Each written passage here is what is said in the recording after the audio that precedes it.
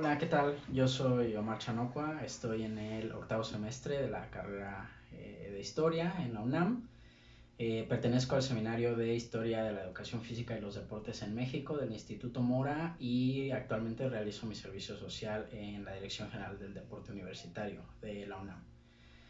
Bueno, como es evidente, pues desde hace un par de años me ha interesado mucho la historia del deporte y en ese sentido, bueno, agradezco mucho la invitación que me hicieron, equipo de Hija de la Memoria, para explicarles un poco de qué va esto de la historia del deporte y por qué me ha apasionado tanto por eso. Eh, digamos, todo este tema de la historia del deporte empieza más o menos en la década de los 70, cuando, del siglo XX, del siglo pasado, cuando un grupo de sociólogos, antropólogos, aún no historiadores, empiezan a romper con algo que se llamaba el naturalismo deportivo, que es una visión a partir de la cual se dice que el ser humano naturalmente hace deporte o naturalmente juega.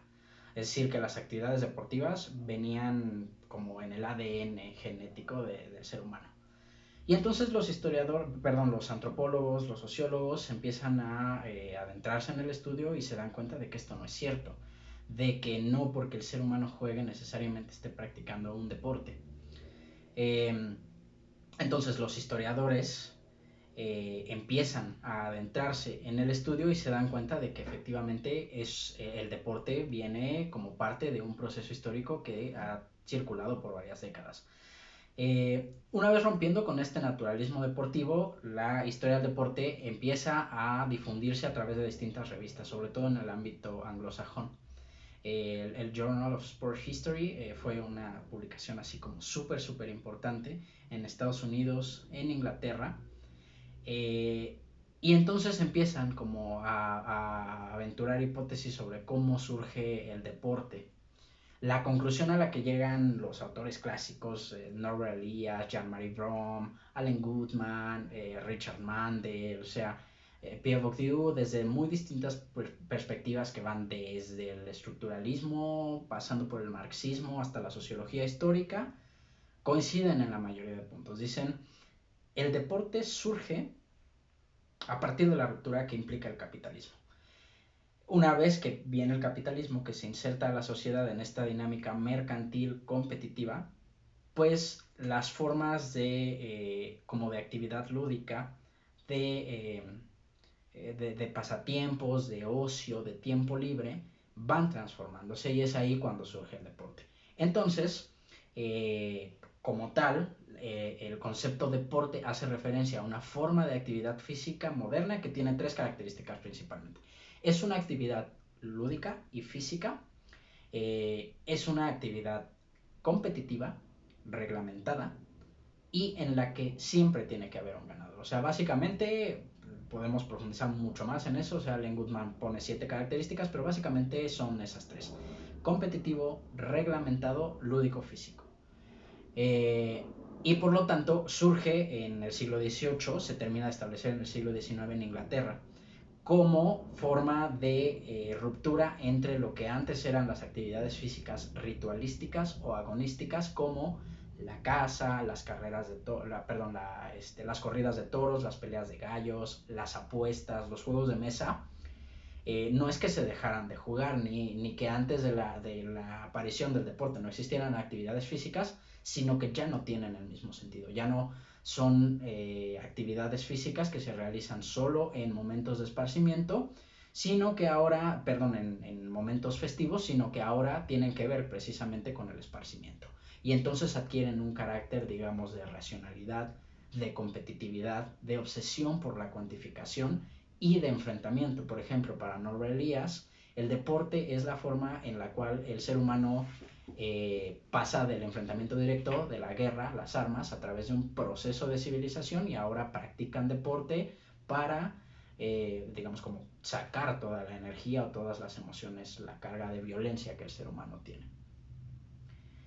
Entonces, llegan a esta conclusión, regresando como a la historia del deporte. Los sociólogos llegan a esta conclusión y es ahí cuando entran los historiadores, desde sobre todo la escuela francesa, que tiene que ver con la historia de las mentalidades, con la sociología histórica y posteriormente con la historia social. Pero vaya que los historiadores no necesariamente somos pioneros en el estudio del deporte. En realidad ya llevaban un tramo avanzado los sociólogos, los antropólogos, y mucho antes de ellos otras ciencias como la medicina o como los propios practicantes, porque antes quienes se acercaban a los discursos sobre el pasado respecto a la actividad física, pues eran los entrenadores, por ejemplo, durante el siglo XIX los militares interesados en la gimnástica. Perdón. Y bueno, entonces entran los historiadores y empieza ya aquí como a diversificarse el tema, ¿no? Tenemos cierto tipo de estudios, bueno, vamos en orden, a ver, empieza por ejemplo uno de los más importantes en España. En España la historia del deporte siempre va a tener un primer nombre que es historia social. De ahí viene como, o sea, desde este tipo de enfoques que tienen que ver con la historia social, con la historia de la vida cotidiana, empieza en España a interesarse la academia por el mundo del deporte y crean categorías bien interesantes como el deporte obrero o la relación entre franquismo y deporte, o el deporte como una forma de sociabilidad en la cual los grupos de milicia, digamos, empiezan a desarrollar actividad física, ¿no? Los Boy Scouts, por ejemplo. Eso en España. En Estados Unidos y en el mundo anglosajón, bueno, los vamos a diferenciar. Primero en el mundo anglosajón, en Reino Unido, Gran Bretaña, eh, los estudios se interesan por ver el origen del deporte. ¿Por qué? Porque el deporte surge en Inglaterra, se reglamenta ahí a través del asociacionismo deportivo, que es los deportistas de élite, la élite inglesa, tanto en las universidades como en los clubes deportivos empiezan a unirse y a practicar deporte, ¿no? Entonces ellos están muy interesados en la forma en que surge eso porque les da legitimidad a sí mismos también. En Estados Unidos no necesariamente se van tan atrás, sino que se enfocan en el propio presente y ellos se interesan mucho más por lo que le llamamos mega eventos, por los mundiales de fútbol y por las olimpiadas. ¿Por qué? Porque, vaya, Estados Unidos es una potencia a nivel mundial en cuanto al deporte. Otras latitudes en las que no necesariamente siempre nos llegan los trabajos traducidos, pero también tienen mucho que decir, pues es todo lo que tiene que ver con el antiguo bloque socialista, que también tuvo un gran impulso al deporte durante la Guerra Fría, lo que tiene que ver con la República Democrática Alemana, con la Unión Soviética, Checoslovaquia, y tal, ¿no? En América Latina, ¿qué sucede? Y ya de ahí acercándonos al caso mexicano. En América Latina, sí se adoptan estos discursos de los grandes clásicos de Norbert Elias, de Goodman, de la academia inglesa, pero se van adaptando a lo que encontramos aquí. ¿Por qué?